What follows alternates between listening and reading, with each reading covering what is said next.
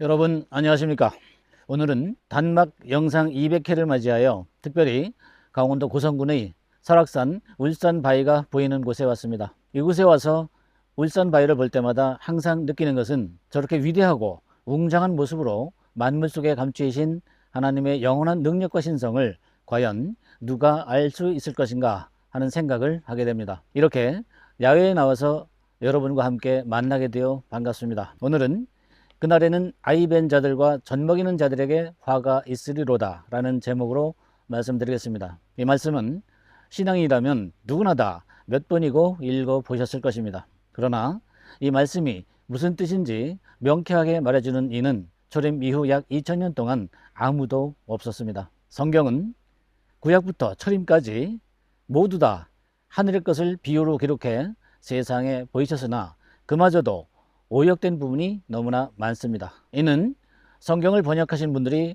말씀을 영적으로 볼 수 있는 눈이 없었기에 그런 것이며 오늘의 말씀 역시 심하게 오역이 되었습니다. 제목의 말씀에 아이벤이라는 단어는 없습니다. 또한 같은 공강복음 중에 마가복음 13장 17절과 누가복음 21장 23절에서도 같은 내용을 다루고 계시나 이 역시 아이벤이란 말로 오역이 되었습니다. 마태복음 24장 19절로 증거합니다. 그날에는 아이벤 자들과 젖먹이는 자들에게 화가 있으리로다. 원문으로 지각합니다. 저 사람들의 그 날들에 배를 붙잡은 자들을 위하여 젖먹이는 자들은 더욱 슬프리로다 라는 뜻입니다. 여기에서 아이벤이라 오역된 단어는 가스트리 에코로서, 가스트리는 배, 유치적으로는 자궁, 상징적으로는 복부, 대식가란 뜻이며 에코는 붙잡다, 소유하다, 동반하다, 간직하다, 보관하다 라는 뜻입니다. 또한 화가 있으리라 라고 번역된 단어는 우아이로서 슬픔의 탄성을 표현하는 감탄사로서 슬프다, 오호, 우 라는 뜻입니다. 이 말씀에서 배를 붙잡은 자라는 것은 성경의 말씀을 씨로 잉태하지 못하고 거듭나려는 자와 말씀을 씨로 잉태하였으나 지식만 취했으므로 거듭나지 못하는 자를 가리킵니다. 이런 자들은 영적으로 어린아이 수준으로서 이러한 자들에게 젖과 같은 도의 초보적인 말씀을 전하는 자들은 슬퍼하게 될 것이라는 뜻입니다. 기독교 세상의 종말인 지금은 도의 초보적인 말씀을 전하는 이들이 갈수록 설 자리를 잃게 될 것입니다. 그렇다면 이들은 왜 슬퍼하게 될까요? 그것은 성경의 모든 비유가 밝히 열린 새 하늘에 계시된 진리가 세상에 선포되었기 때문입니다. 또한 그날이란 언제를 말하는 것일까요? 그날이 아니라 이는 에이케노스 헤메라라는 말로서 저 사람들의 그 날들을 말하며 여기에서는 역격 여성 복수로 사용되었습니다. 역격이란 수단과 장소 또는 도구나 그 자체를 말하는 품사의 형태이며 여성형이란 받는 입장, 즉 생산적 입장을 말하는 피사역자를 말하고 복수란 내적 사역의 개념으로서 삶의 표현을 말하는 것입니다. 그러므로 저 사람들의 그 날들이라는 말은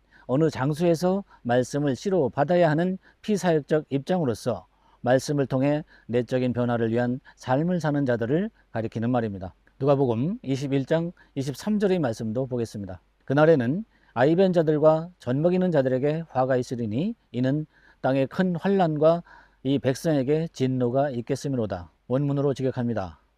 저 사람들의 그 날들 안에서 배를 붙잡은 자들과 젖먹이는 자들이 슬퍼하리라. 왜냐하면 그 땅에 큰 좌절과 그 사람에 의해서 이 백성이 분개하게 될 것이니라, 또는 강한 불만의 상태가 될 것이니라 라는 뜻입니다. 이렇게 그 땅에 큰 좌절이 오기 전에 또한 어두운 백성으로 머물러 있다가 강한 불만의 상태가 오기 전에 새 하늘에 계시된 진리를 찾아 깨달아야 합니다. 주님의 재림은 진리의 성령으로 오시어 감춰있던 성경의 비밀을 계시로 밝히 열어주셨으므로 이미 이 세상에 드러내 보이셨습니다. 그러므로 너희가 어둠의 재에서 도피하는 것이 겨울이나 안식일에 되지 않도록 지금 기도하라 하셨습니다. 마태복음 24장 20절로 증거합니다. 너희의 도망하는 일이 겨울에나 안식일에 되지 않도록 기도하라. 원문으로 직역합니다. 너희의 도피하는 것이 겨울이나 안식일에 되지 않도록 하기 위하여 지금 기도하라 라는 뜻입니다. 성경에서 겨울이란 말은 비가 많은 계절, 즉 홍수 때를 의미하고 세상의 영들이 하늘의 진리를 듣기 위해 중충 하늘로 몰려올 때이며 이때에는 그들의 마음밭에 홍수처럼 쏟아지는 말씀으로 씨 뿌리는 때를 말합니다. 노아가 홍수전에 방주를 예비하고 탔듯이 여러분도 영적인 홍수전에 방주, 즉 중층 하늘의 골방으로 들어와 영적으로 논리적인 예배를 드리며 마음의 할례를 받아야 합니다. 주님께서도 인자의 임함은 노아의 때와 롯의 때와 동일하다 하셨습니다. 이는 노아의 때와 롯의 때에 일어났던 육적인 일들을 통해 본을 삼고 그 역사를 상징과 표상으로 읽어내며 영적으로 깨달아야 한다는 뜻입니다. 그리하여야 각자에게 주어진 종말의 새 절기를 놓치지 않고 안식일을 누릴 수가 있습니다. 이때는 이미 언약궤를 두 날개로 연하고 있던 두 그룹이 날개를 접고